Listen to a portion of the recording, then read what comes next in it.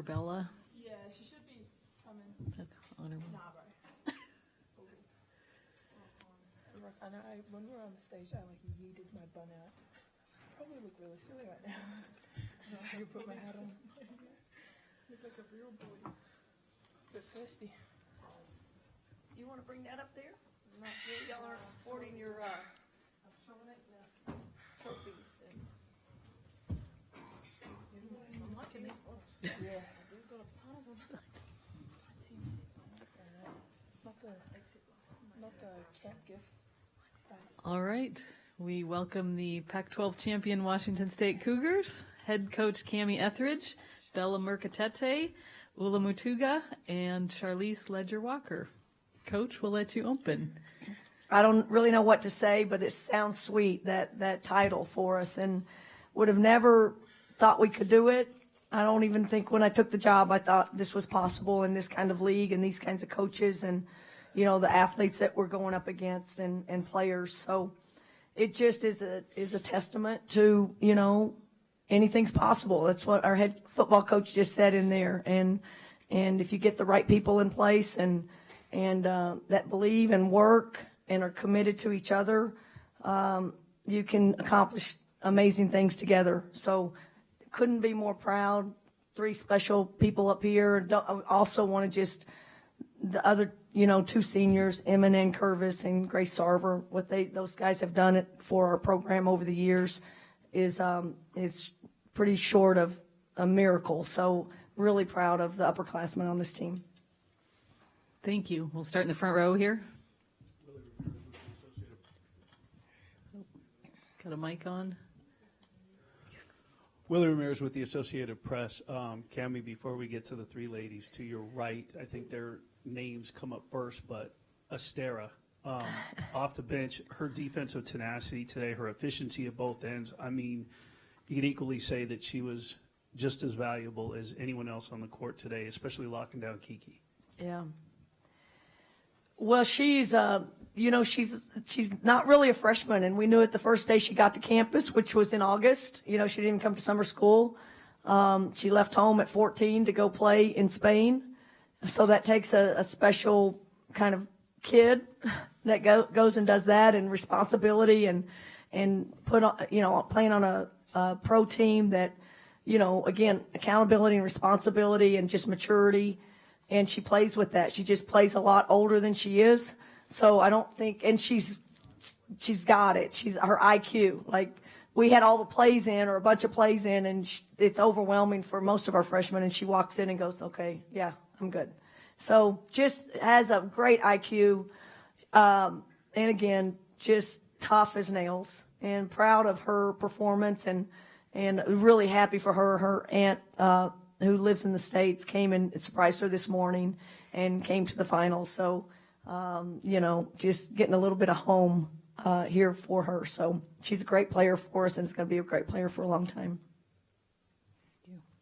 Michelle? Michelle Smith, Pac12.com. I'll start with Charlisse, but I want to hear from all of you climbing that ladder and cutting down a net. Describe the feeling. Oh, my gosh. Never would have thought we would be doing that. You know, we've watched teams do that in the past, or especially my last 3 years, and that moment just felt so surreal. To get up there, cut down the net, actually soak in that we're champs. It's just been such a process, and, you know, the journey that we've been on, especially throughout this season, we've had a lot of ups and downs, and to come out with this win, this championship, it means so much to so many people, and just so grateful to be a part of that.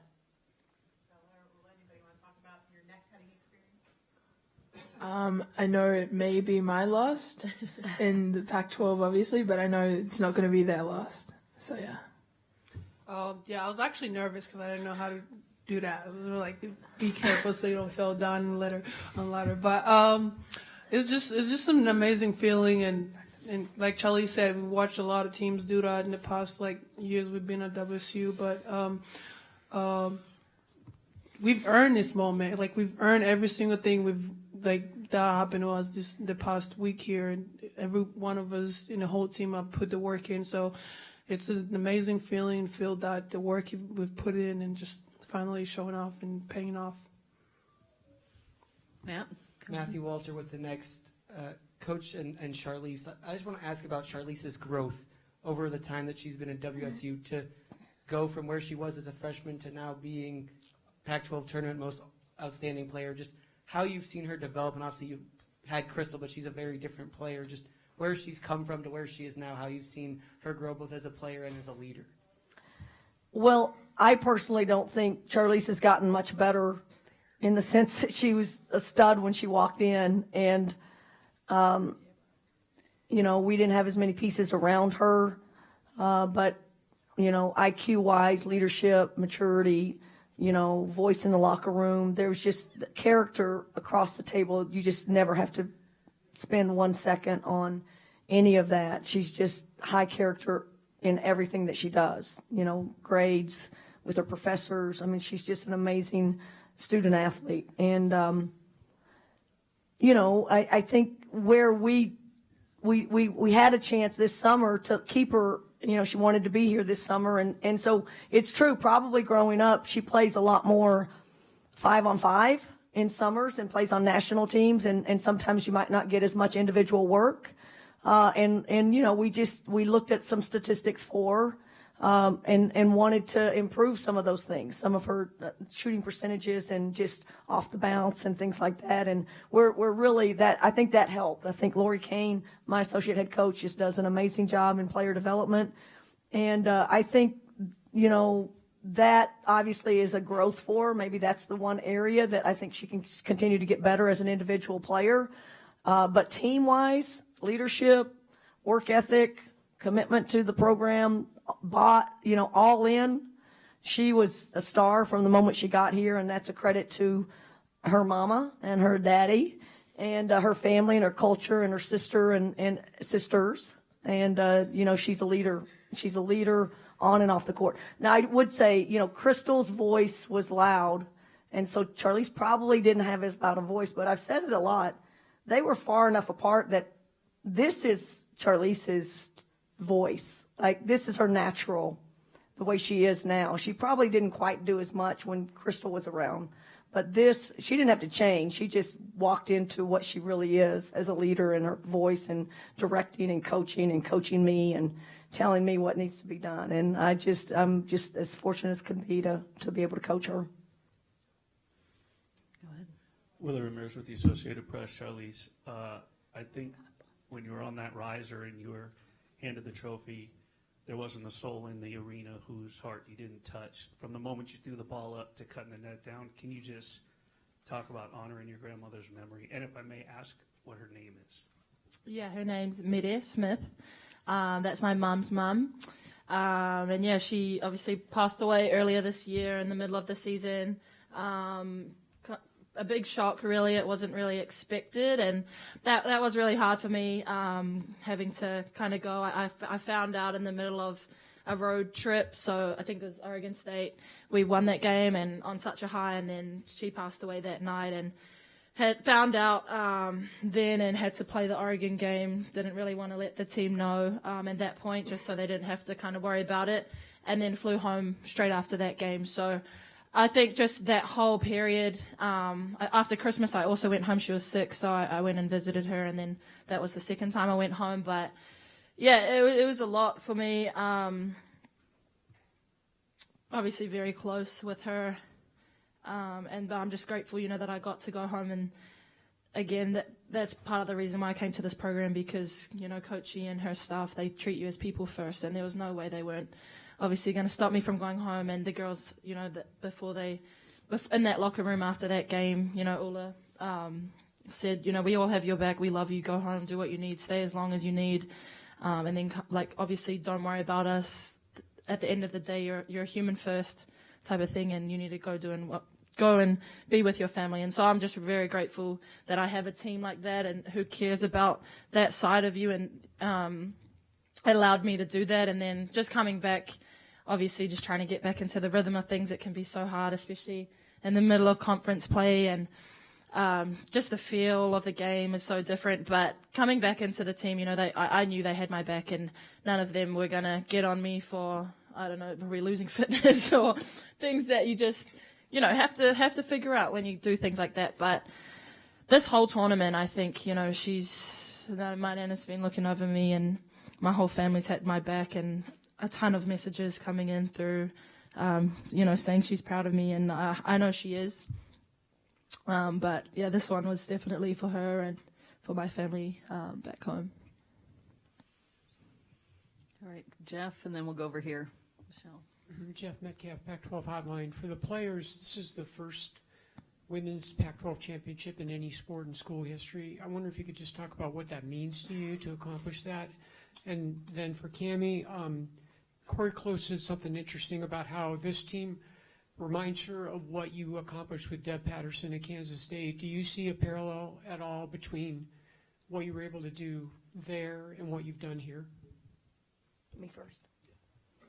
Well, again, I am so grateful for the time that I spent as an associate head coach at K-State working for Deb Patterson, and worked for some unbelievable people, Jane Albright and Jim Foster, but, you know, 18 years at K-State. And, yeah, it was, you know, trying to build that program in the Big 12 when it was not very good. And we did some amazing things. And you know, you learn so much by being an associate, not being the head coach. I think, you know, probably people thought, what in the world, how long are you going to stay an associate head coach? And but I really do think I was trained so well to become a head coach, and being patient sometimes in a different role. I think that helps me as a head coach too. So I think I learned an unbelievable amount, and I think I was really prepared to be a head coach. And there's so many parallels to how we, you know, character-wise, and how we built that program at K-State, and learned everything that I kind of know from, if it's Coach Conrad and Jim Foster, but certainly Deb Patterson was a huge, and is still to our program, a huge asset and peer and wise. And, you know, I think some people make mistakes these days, not having someone maybe older on your staff that has no agenda other than to tell you, you know, you shouldn't do that and you should do that, and looks at it from a different viewpoint. And, you know, a lot of young coaches, I think, make mistakes of getting too many yes people around them. And so I think it's a great fit for our program now. But, yeah, you learn from the people that taught you, and I'm really proud of our staff here.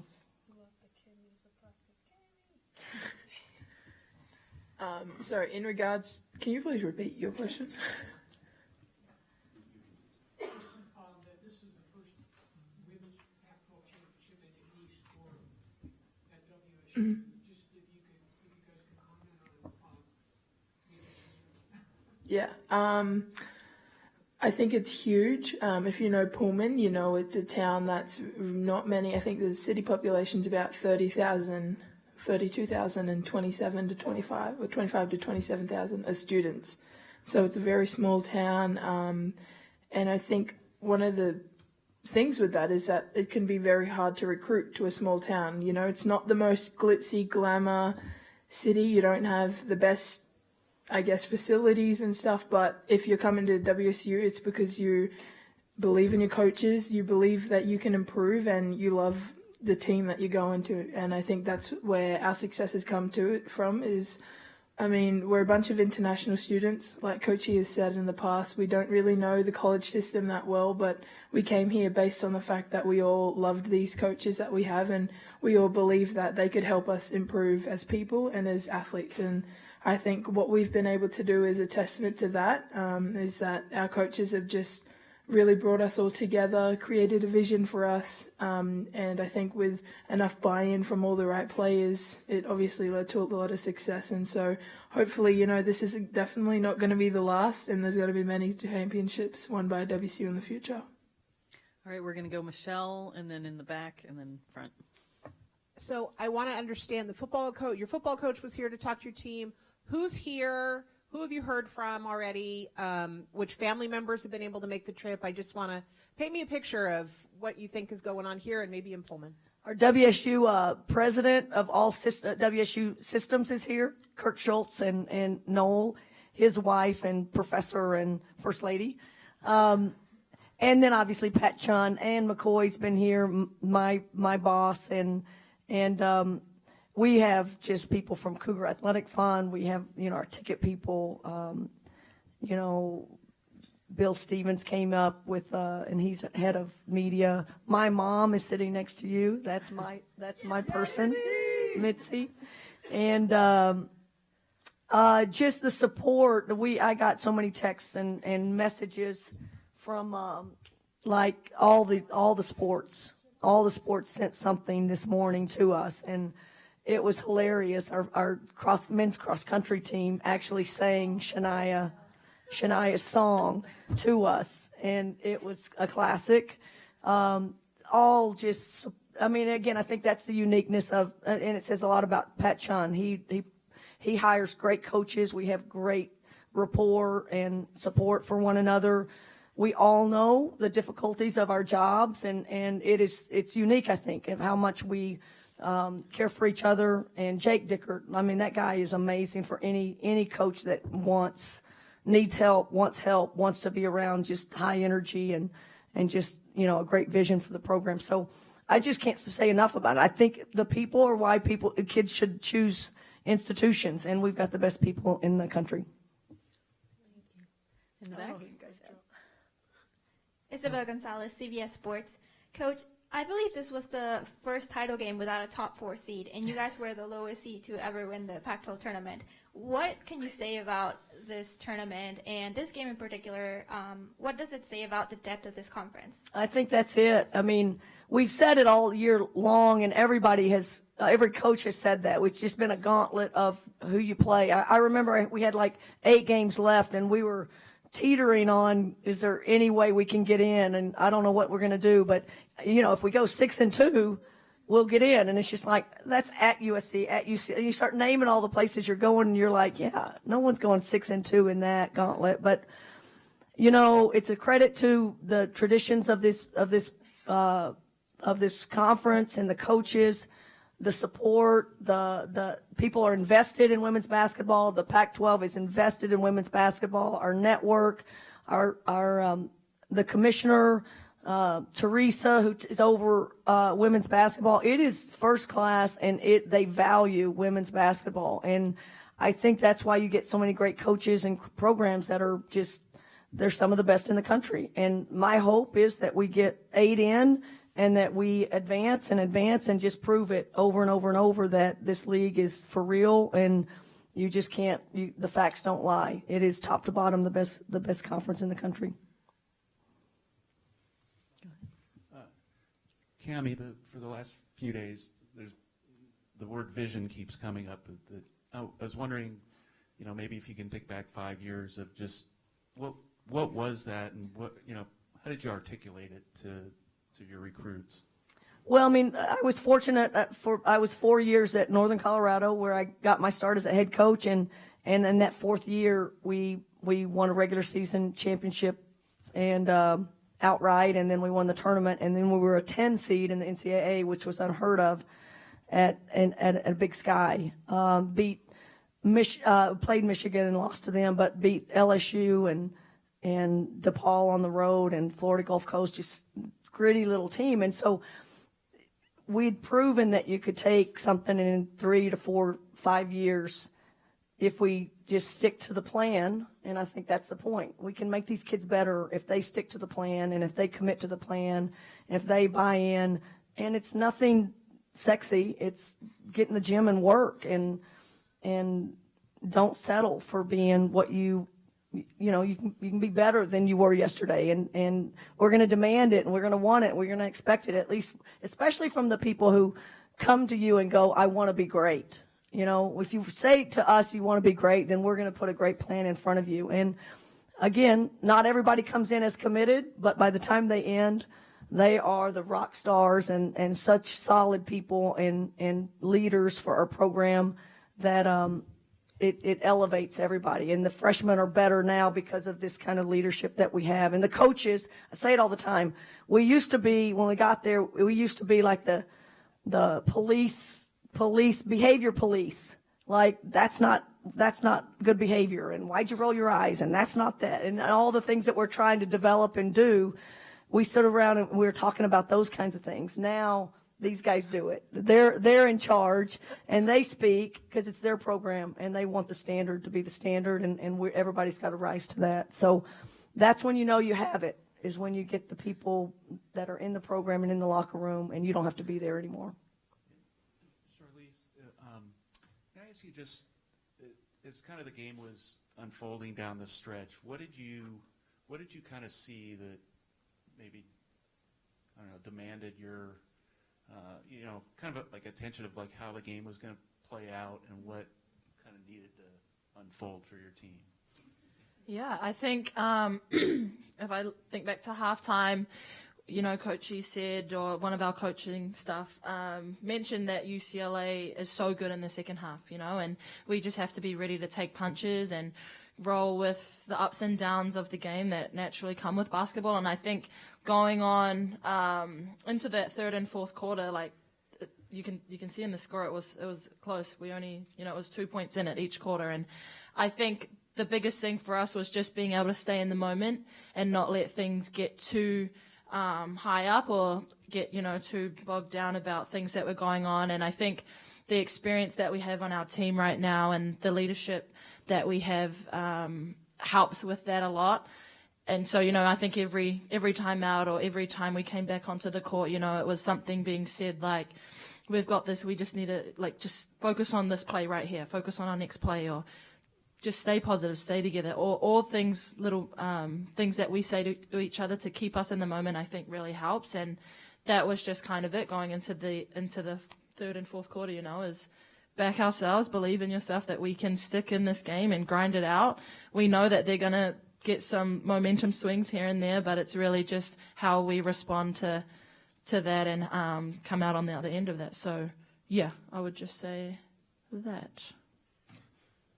We'll go two more back in the middle here and then in far back.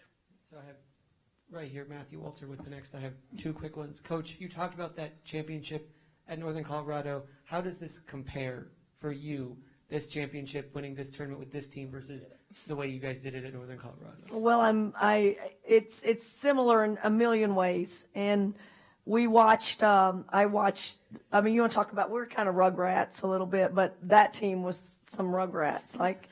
We really, and we had to grow competitiveness and we had to grow toughness because they just really didn't have that. And most of these guys, it's another level of talent. It's another level usually of mindset and elite, length and bodies and potential. But similar, and we did it the same way. We did it, the standard was still going to be the standard and everybody was going to have to rise to that. But again, doing this at the Pac-12 level, it was a challenge. That's why I left Northern, to do it at this kind of level with these kinds of athletes and these kinds of bodies. And can we do it? Hard job, not the easiest thing in Pullman, but you get the right people and they're committed. Look at us now. And then for Bella and Ula, can you just talk about what Charlisse you've seen playing with her and what she means to your team, both as a player and as a person, and just how she's grown, because you play with her now a couple of seasons, just what she means to this team. Well, I've said it when we had an interview right there. Coming in, I really, I played in 1A, Division 1A, I was playing against 4-0 girls that I just had to catch the ball and shoot it in. So they really didn't have any post moves or any experience of or any IQ at all. I got some right now,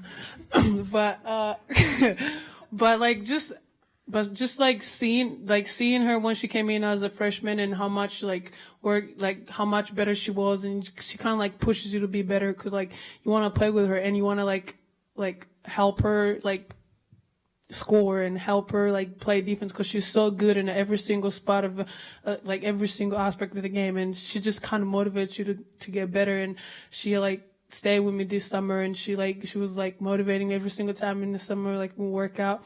And Turbo Tuesdays, I feel like I'm not running or anything. She'll be just imagine how good it's going to be when you're in shape and running better than most of the bigs in the Pac-12. I'm okay. So she just really motivates you, and she's a great person outside off the court, and she's my sister, and everything she's been through, and for her to come back and give everything she has. And it just goes to show you good things happen to good people, and this is definitely for Hanena, and I'm so proud of her and love her, and I would do anything for her, and that means waking up every single time and go to practice and not even feeling like it. I'll have to do that. Love you, Charlisse. Where to start with Lise? No, I think when everyone talks about Charlisse, and it's different because you guys know her basketball, and she's amazing, and we all know that. But Lise off the court is one of the coolest people ever. She's just different. I mean, I know there's girls out there in our league and even just across the country who may be really good at basketball, and they're just like, that's it. They don't really care about their teammates, or they're not really invested in other people. It's just me, me, me. But with Lisa, it's different. She's a relationship person. If she knows you're doing something and it's not right, she's going to tell you straight away. If she doesn't like something, she's going to tell you straight away. But I think she knows how to have fun off the court. She knows how to switch on the serious basketball mode, Charlisse, and then off the court it's the goofy, won't stop singing, wants to make TikToks, fun Charlisse. And I think that's what she's really good at, is balance. And I mean, who she is as a person is a testament to her parents and the way that they raised her. Obviously, to be a kind person before anything. And I might start crying if I look at you. No, I think that's why obviously her going home was so important, is because family comes first. And obviously when she's over here and she might not have family, she does reach out to us, and she has a good connection with everyone on our team. And I think that's why she's valuable in any team. We'll go up here in the back. Andrew Quinn, Crum 2 in Spokane. Congratulations, ladies. Bella, down the stretch, you've really seemed to take your game to a new level. And also, when you guys played Colorado and Utah at home without Charlisse, you guys were able to keep those games really close. What was it that was there something that clicked for you down the stretch that you just decided that you were able to kind of take on this bigger role offensively and become more of a scorer? And then those two games, how much did those two help you guys gain confidence for this tournament in particular, especially with the gauntlet that you had to face? Well, like with Charlisse not being there, all of us had to be big in terms of defense, offense, and just rise up to the challenge. And of course, we would love her to stay and be there for those games. But it just kind of everybody just stepped it up, and a practice that we all had to just hold each other accountable. Ula was great for being the biggest leader, and everyone just stepped up. But we also knew that we could do it, and the fact that we kept it close, those two games just showed you that how much better everybody got and how much everybody stepped up, especially for AT and some of the freshmen in the team. Well, I feel like in the first half or third quarter, I was kind of trying to play finesse and stuff, and trying to and I let the bigs from UCLA kind of and just Coach E says that I'm always finesse and try to take shots that she doesn't recognize. So I really had to fourth quarter, I really had to step it up and actually rise up to the challenge, because I knew we only had 10 minutes of this thing, that if we really wanted to make it another first, I had to just be physical. As much as I hate it, I had to be physical and go against the I had to be physical and just go against the bigs and finish my moves, because I know I've put the work in. So I just had to really trust it, and we did it. Go Cougs. Do we have any final questions? One more in the back here.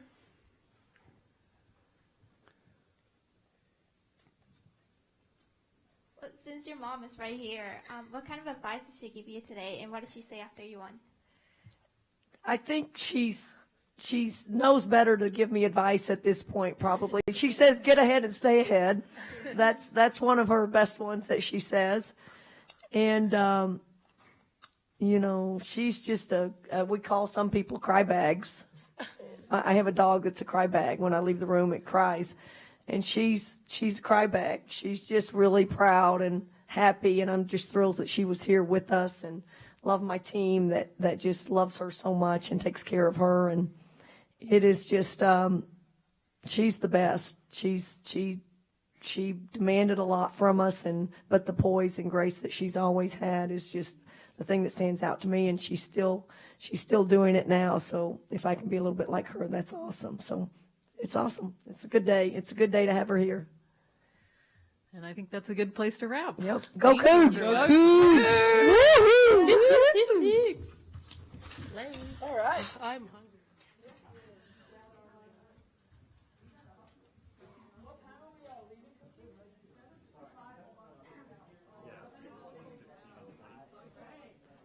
All right. Woohoo! Thank you, ma'am.